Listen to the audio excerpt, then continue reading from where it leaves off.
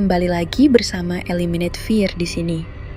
Untuk kisah kali ini, saya akan membawakan sebuah kisah yang berjudul Glundung Pringis, penulis Rizkaninda Fijri Maharani, SH. Bratarini menatap nanar pada acara yang digelar di hadapannya. Menyaksikan tetangga sebelah rumahnya, Litu Hayu, tengah melaksanakan tradisi tingkeban. Sudah sejak beberapa menit lalu, terdengar gemericik suara air yang mengalir saat gayung, yang terbuat dari tempurung kelapa itu, lagi diciduk dan dialirkan ke pijakan di bawah kaki. Awalnya, segala tampak biasa saja. Fokus Bratarini mengarah pada perut Litu Hayu, yang membesar akibat menanggung beban 7 bulan kehamilan anak pertamanya. Bunga setaman beraneka warna, yang digenangkan di sebuah kendi raksasa, mengambil alih fokus berikutnya. Melati dan mawar ditaburkan begitu saja di antara kubangan kantil dan kenanga. Di daerahku juga ada siraman semacam ini. Uun yang berasal dari daerah Pasundan berseloroh riang. Bedanya, gayungnya. Di sini masih tradisional ya, pakai batok kelapa. Mendengar lantunan batok kelapa itu menguar di udara, sekujur tubuh Bratarini gemetar hebat. Dari ujung kepala hingga kaki menggigil parah, seperti kena serangan hipotermia. "Hei, kau kedinginan? Ini kupinjamkan jaketku." Uun menyampirkan jaketnya ke pundak Bratarini, tanpa repot-repot memakaikannya di lengan. Mungkin Uun merasa perlu melakukannya. Apalagi pakaian yang dikenakan Bratarini, sejenis kebaya yang agak terbuka. "Giliranmu, nduk. Ayo, siramkan airnya ke Litu Hayu. Siapa tahu nanti cepat tertular hamilnya." Ibu Litu Hayu yang masih kerabat dekatnya itu berkata sungguh-sungguh. Tak tampak kesinisan dalam suaranya saat menyampaikan hal itu dengan nada penuh sungguh. Justru terlihat keprihatinan, karena Bratarini belum juga memiliki momongan setelah 6 tahun pernikahannya. Tidak, yang lain saja. Bratarini menolak seketika. Gugupan luar biasa parah terbayang nyata di frekuensi suaranya yang meliuk dan tersendat parah. "Kau yang terakhir, nduk. Ayo." Ibu Litu Hayu menggenggamkan gayung batok kelapa di jemari Bratarini. Un sendiri menepuk hangat pundak Bratarini sebelum menggiringnya maju ke depan. Seketika itu juga Bratarini histeris, menjerit-jerit dramatis, seperti seseorang yang akan dieksekusi mati. Tidak, singkirkan benda itu dariku, singkirkan." Saya rasa sudah saatnya untuk membawa Bratarini ke psikiater. Buklik. Un membuka percakapan di sore itu. Dia tengah duduk di kebun belakang rumah Ibu Litu Hayu, sembari menyaksikan bukliknya. Tengah memberi pakan ayam. Psikiater itu apa? Toh, nduk. Dokter penyakit jiwa. Walah, kamu ini ngelantur. Keluarga Buklik nggak ada yang gila. Saran Uun langsung dihantam telak kembali dalam 1 detikan. Uun terdiam seketika, sudah mengira sambutan itu yang akan didengarnya. Di Indonesia Raya ini, jarang orang yang mau tahu dan mengerti akan apa peran dan fungsi psikiater. Psikiater itu bukan untuk orang gila saja, Buklik. Tapi yang punya gangguan mental, psikis, dan kepribadian. Ya sama saja. Gila. Memang, kenapa Bratarini harus repot-repot dibawa ke sana?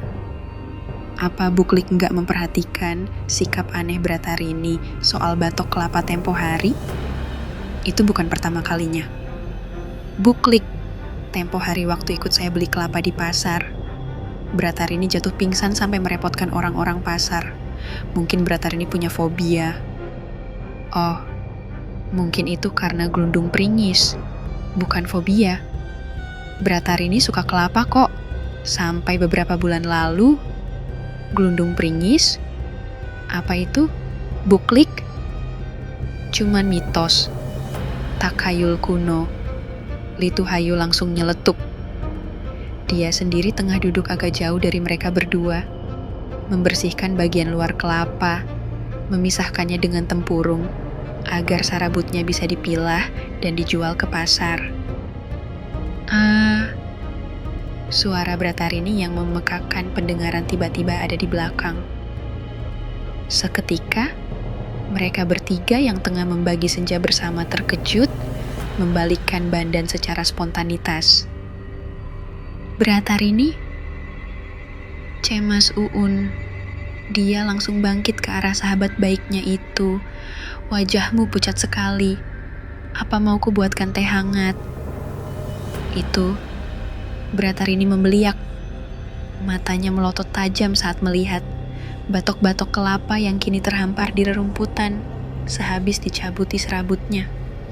Itu betok kelapa. Kenapa, Bratarini? Kau fobia batok kelapa atau kepalanya? Ada lagi.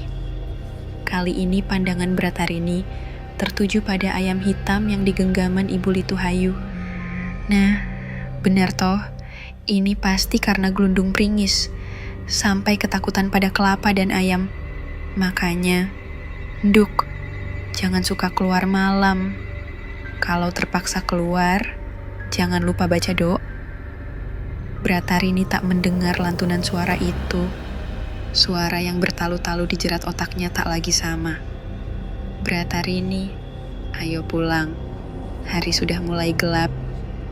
Un yang sedari memperhatikan gerakan Bratarini dalam mengeruk-ngeruk tanah di sekitar lahan kosong, menghela napas berat. Dia tak lagi heran dengan tingkah sahabatnya yang sangat absurd itu. Bratarini bercita-cita tinggi menjadi seorang arkeolog ahli. Kadang, kalau lagi beruntung, dia bisa mendapatkan pecahan uang atau koin emas yang dipendam oleh seseorang di sebuah lahan. Namun, hari ini tak seperti biasa, tak ada yang ditemukan. Padahal, Bratarini sudah melakukan kegiatan mengeruk-ngeruk lahan kosong itu sejak mentari baru saja terbit. Uun menoleh tiba-tiba ke belakang panggung. Firasatnya tak enak. Mentari yang tadinya membentuk zona merah zigzag di langit, kini perlahan membias, meredup berganti warna menjadi ungu kehitaman. Angin sepoi yang sesiang tadi berhembus lembut, kini mulai menggigilkan sumsum tulang. Jerat retina Uun terpaut pada rumah kosong, tak berpenghuni yang ada di balik panggung. Rumah tua itu tampak sunyi di tengah lahan yang tak terawat.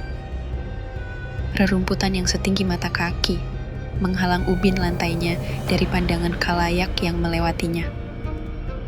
Jendela-jendela tinggi ala abad pertengahan terlihat kusam dengan debu-debu tebal. Bulu kuduk Uun meremang. Entah kenapa dia merasa diawasi. Bratarini, kau masih lama? Sebentar lagi. Langit benar-benar gelap.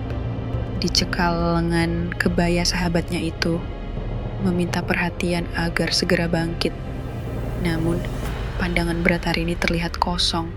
Dia menatap Uun tak mengerti. Gelap bagaimana? Hari masih terang begitu.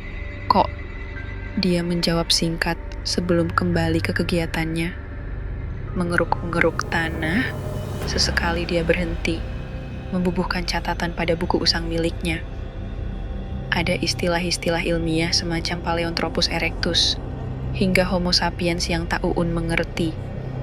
Berikut deretan angka-angka di baliknya. Jangan bilang kalau kau fobia gelap. Bratarini tertawa renyah. Atau, hei, kau takut pada gaib. Uun mengusap tengkuknya yang makin meremang. Suara renyah tawa Bratarini entah mengapa, membuat bulu kuduknya berdiri. Sekali lagi, ditolehkan wajah ke arah rumah tua di balik punggungnya. Dia merasa diawasi. Buk, Bratarini, apa kau dengar sesuatu? Bratarini mengedikan bahu dengan santai, paling juga suara kelapa jatuh. Di sini banyak pohon kelapa. Pohon kelapa? Uun tertegun di tempatnya. Seperti dia pernah mendengar sesuatu tentang kelapa dan pohon kelapa belakangan ini. Tapi entah di mana, Otak kusutnya seperti tercekat oleh benang semrawut yang enggan terburai.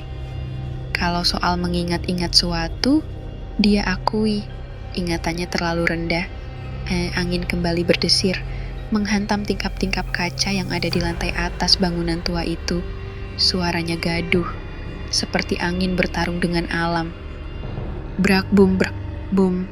Un menengadah ke arah atas, menatap ke jendela kaca yang ada di lantai 2. Sepasang mata seperti mengawasi mereka, memandang tajam dari salah satu tingkap yang ada di paling tengah. Tingkap itu tak seperti tingkap lainnya. Debunya tak terlalu tebal, kacanya seperti tembus pandang, bisa melihat ke ruang dalam. Kalau kau masih lama, aku pulang duluan, Bratarini. Uun berjalan cepat. Setengah berlari tergesa meninggalkan Bratarini di balik punggungnya. Bak! Baru saja dia berjalan 2 langkah, seketika suara itu terdengar lagi. Ada sesuatu yang jatuh tepat di bawah kedua kakinya. Ah! Uun menjerit, melompat parah di tempatnya, yang mau tidak mau membuat Bratarini mendekat ke tempatnya berada. Ada apa? Itu ada sesuatu di bawah kakiku. Cuma kelapa jatuh. Bratarini berbicara santai sembari tergelak, menertawakan kepanikan temannya yang baginya terlalu parah. Uun tak mendengar apa yang diucapkan Bratarini. Dia terus melaju dengan langkah kaki limbung, meninggalkan lahan kosong itu. Sekali-kali langkahnya terantuk kerikil yang menghalang rintang. Rumput liar yang di beberapa tempat setinggi lutut makin memperparah oleng langkah kakinya. Namun, tak sekalipun dia menoleh ke belakang. Sementara, langit di atas sana sudah mulai menghitam. Dok, teman saya ini mengalami gangguan, paranoid, dan ketakutan luar biasa parah saat melihat kelapa dan ayam hitam. Saya tadinya meminta pihak keluarga untuk memeriksakan kondisi psikisnya. Tapi kata keluarganya, bukan masalah serius, hanya terkena, apa itu namanya gelundung fringis.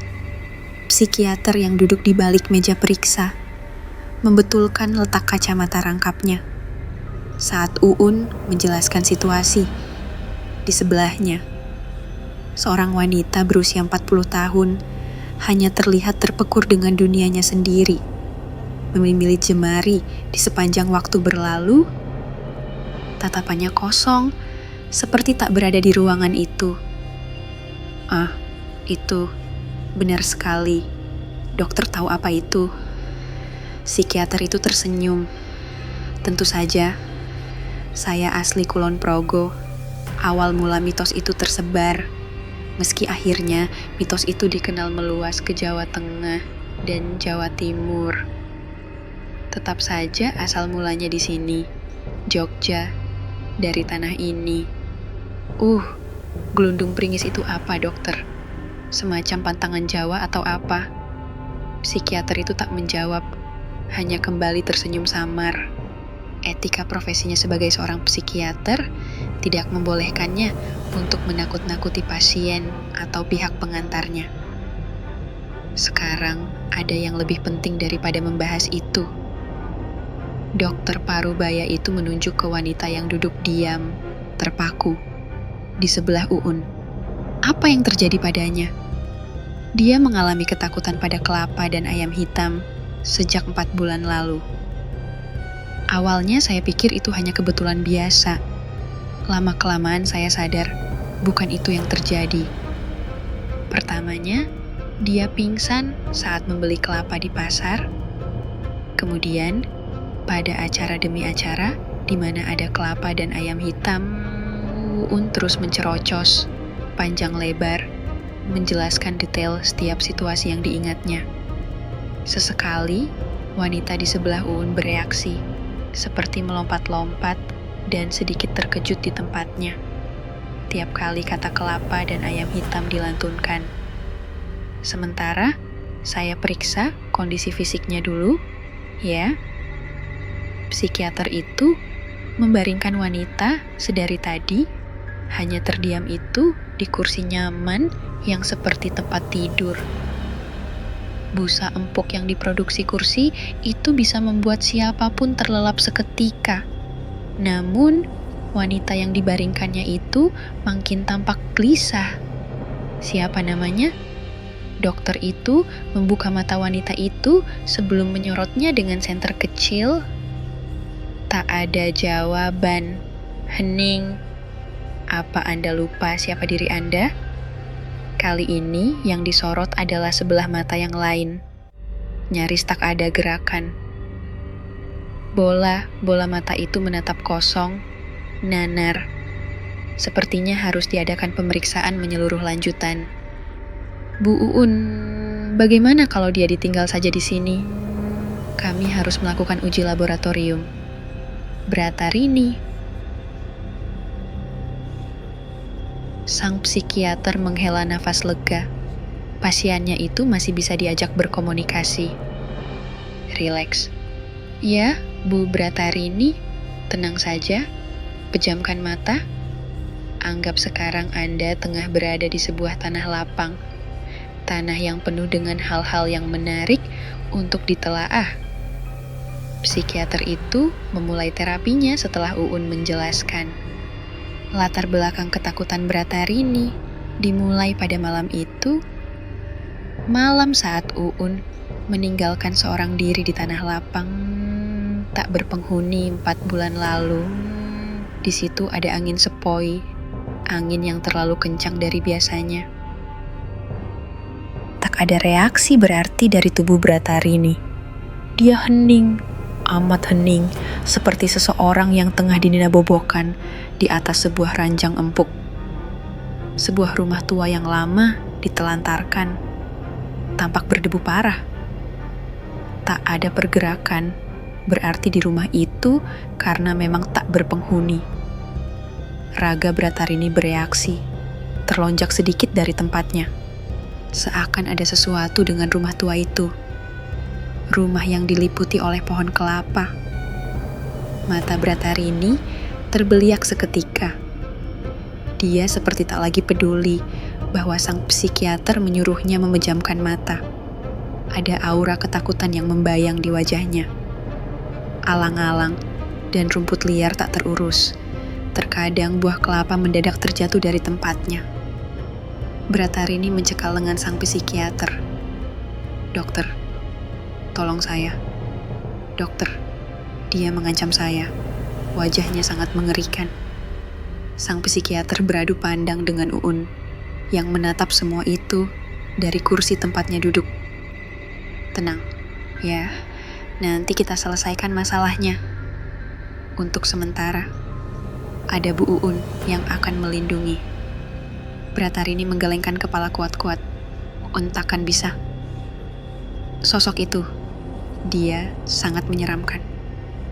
Usai menenangkan Bratarini dengan aromaterapi beraroma lavender, psikiater itu kembali ke kursi tempat periksanya. Dengan nada lirih, dia berkata, dugaan sementara, pasien jatuh psikisnya karena gelundung peringis, makhluk mitologi dari tanah Jawa. Meski keberadaannya masih misteri, tetapi ada beberapa yang pernah mengatakan menyaksikan makhluk itu. Siapapun yang menyaksikan akan jatuh sakit. Lalu, apa yang harus dilakukan dokter? Kami akan memeriksa keadaan pasien lebih lanjut. Jika belum ada perkembangan, kami akan menguji pada saat tidur untuk mengetahui apakah dia mengalami mimpi buruk, gangguan tidur, dan semacamnya. Untuk sementara, saya akan beri antidepresan untuk mengurangi ketakutannya. Uun mengangguk. Baik dokter, terima kasih Teriakan menyayat hati di malam itu, mengejutkan Uun dari tidurnya yang panjang. Dia berlari tergesa ke arah sumber suara, mendapati Bratarini yang berdiri sigap di halaman belakang. Bratarini, apa yang kau lakukan tengah malam buta begini? Vitaminmu sudah diminum? Bratarini menunjuk pada arah jam 2 dengan pergerakan tangannya yang bergetar parah. Uun mengikuti pandangannya. Di situ, Lituhayu tengah berkubang dengan tumpukan kelapa dan seekor ayam hitam. Pergerakannya seperti hendak melakukan ritual. Lituhayu, apa yang kau lakukan malam-malam buta begini di halaman belakang?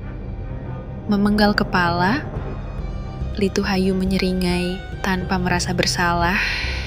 Di tanagannya, ada sebilah kapak tajam yang bisa menebas kapan saja. Lituhayu, bukankah orang hamil tak boleh memecah kepala? Pamali, Lituhayu menyeringai lagi, itu mitos. Uun mengedikkan bahu, tak mengerti dengan jalan pikiran Lituhayu. Jika dia tak percaya kepada mitos atau sejenisnya, baginya tak perlu ada acara tingkeban dan sebagainya. Bukannya ada tradisi dan mitos itu sejalan seiring. Ayo Bratarini, dimunim obat malammu. Kepala, Bratarini berdesi lirih. Mana ada kelapa tengah malam buta begini, Bratarini. Kalau kau kangen pada hobimu mengorek-ngorek tanah, habiskan dulu obatnya. Nanti aku tanyakan ke dokter. Apa boleh kau kembali ke hobi?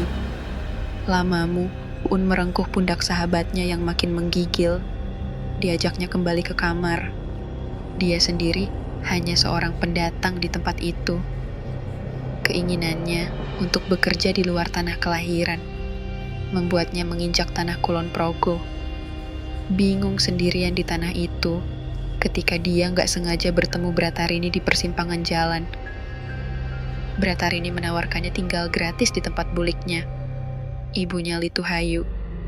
Katanya, buliknya itu sering kesepian karena cuma tinggal berdua dengan sang anak. Bratarini sendiri sering tak pulang jika kegiatan arkeologinya menyita waktu.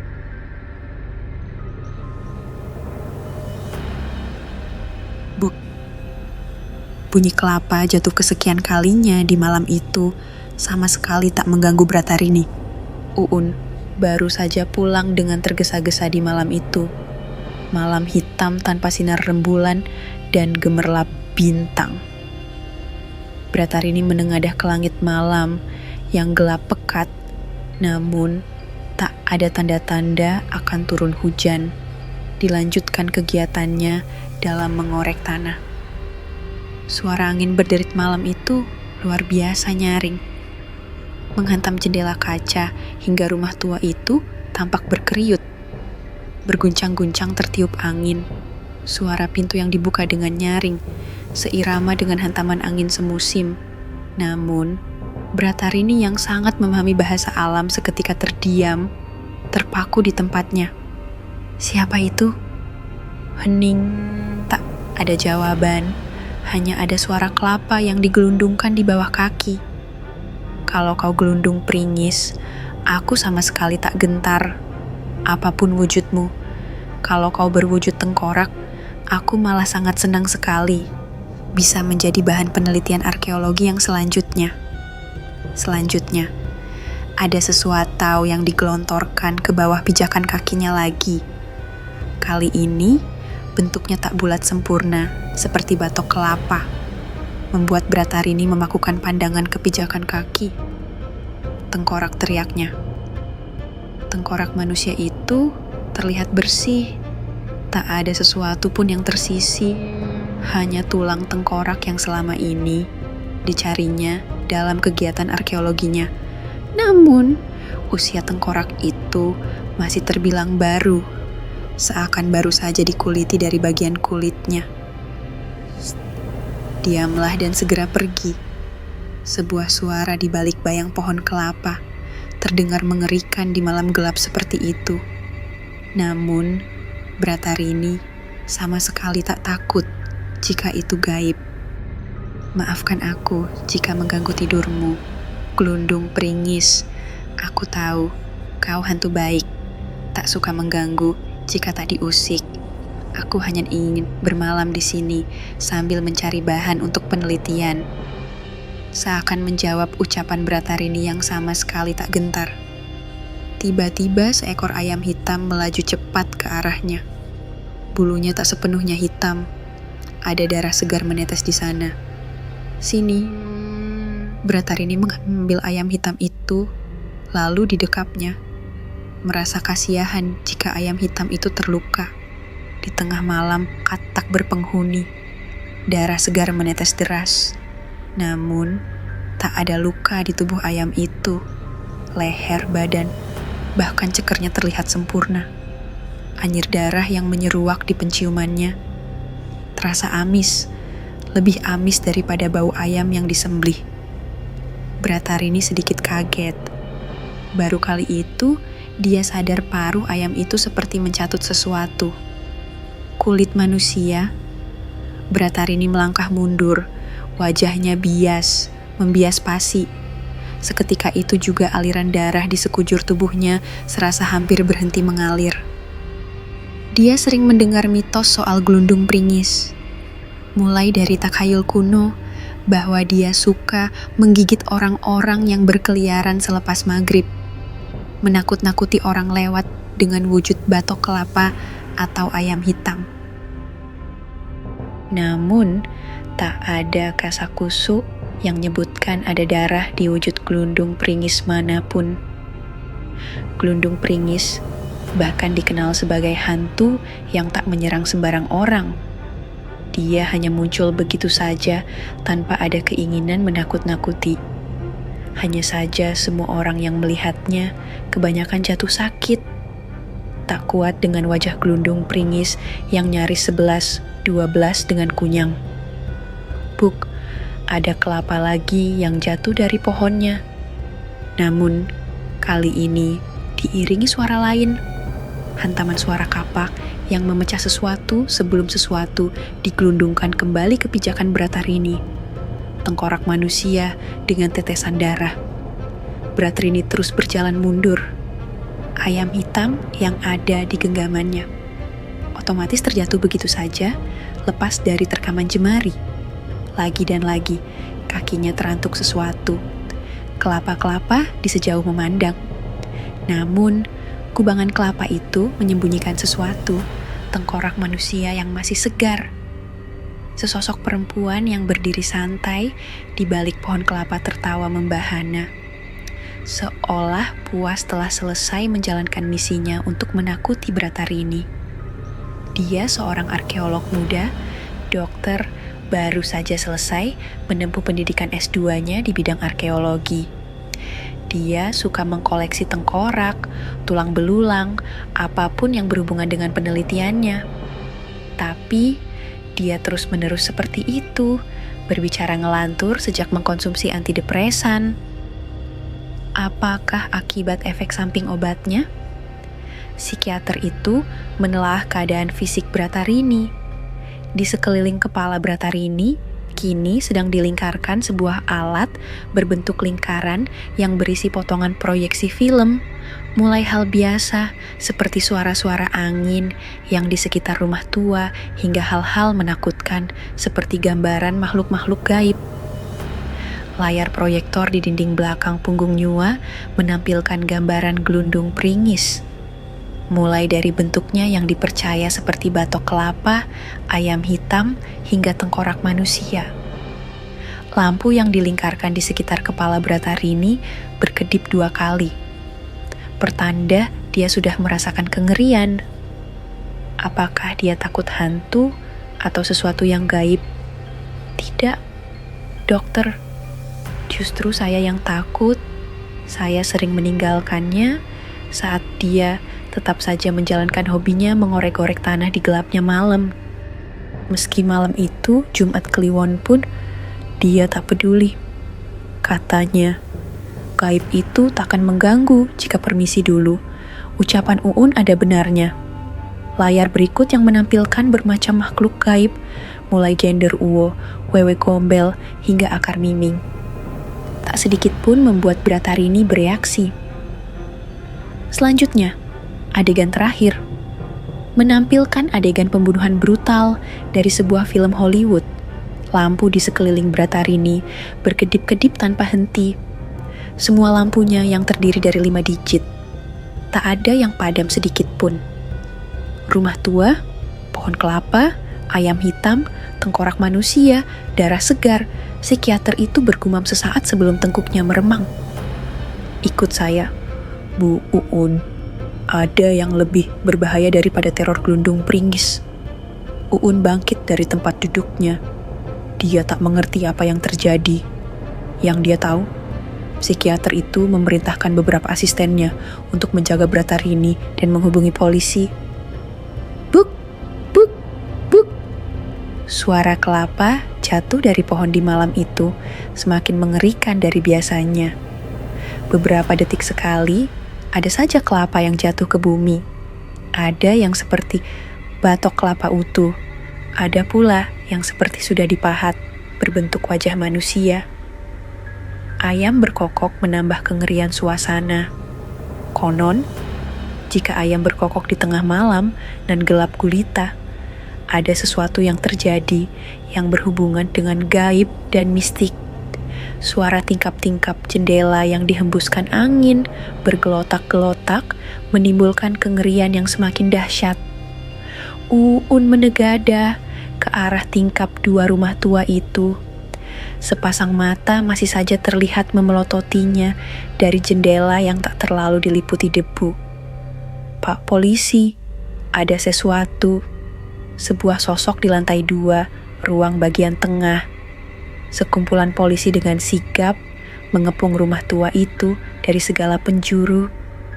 Beberapa anggota intinya masuk ke rumah tua itu melalui jalan belakang.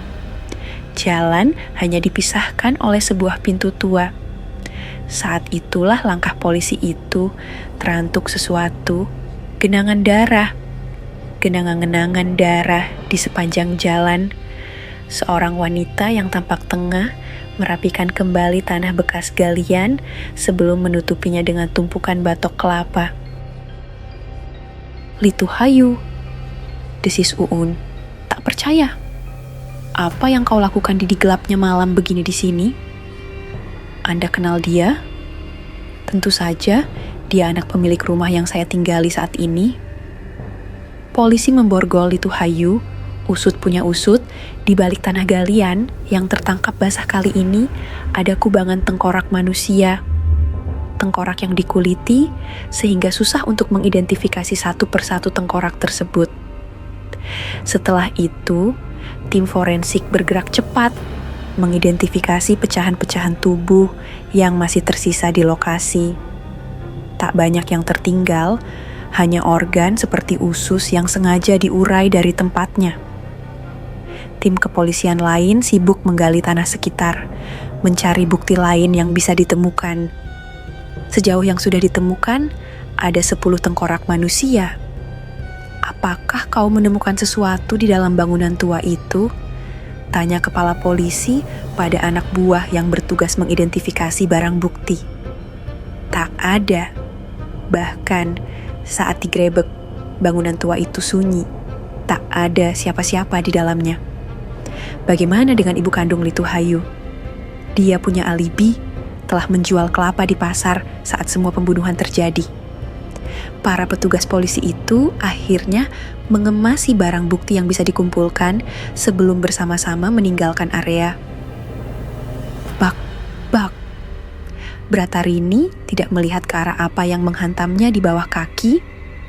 Pandangannya tertuju penuh pada ruangan tengah di lantai atas gedung tua itu. Sesosok mata yang menatapnya dari balik jendela, seperti tak asing, mengingatkannya pada seseorang. Tatapan mata yang mirip Litu Hayu. Pak polisi, Pak. Tanah itu lengang, senyap. Tak ada yang bergerilya atau sekedar hilir mudik di sekitaran bangunan itu. Polisi sudah beberapa menit yang lalu meninggalkan area dengan seluruh stafnya. Sejak dulu bangunan itu memang sudah ditelantarkan, ditinggalkan oleh khalayak. Bratarini menemukannya 6 bulan lalu. Tempat yang baginya cocok untuk jadi wahana penelitian, mengingat letaknya yang dekat dengan reruntuhan. Area tanah lapangnya pun luas. pletak. Sesuatu dihantamkan ke kepala Bratarini. Sebuah tengkorak manusia dengan tetesan darah segar. Tengkorak itu seperti dikuliti hidup-hidup. Tak ada yang mendengar teriakan Bratarini di larut malam itu. Jangankan manusia, gelundung pringis pun seakan enggan menampakkan diri. Ada kengerian yang lebih mencekam daripada sekedar makhluk mitologi milik tanah Kulon Progo. Sekian untuk kisah kali ini. Terima kasih sudah mengikuti cerita ini dari awal sampai akhir. Kita ketemu lagi di cerita selanjutnya. Dan buat kalian yang baru bergabung, jangan lupa untuk like, share, komen, dan subscribe channel ini. Dan nantikan cerita horor lainnya hanya di Eliminate Fear.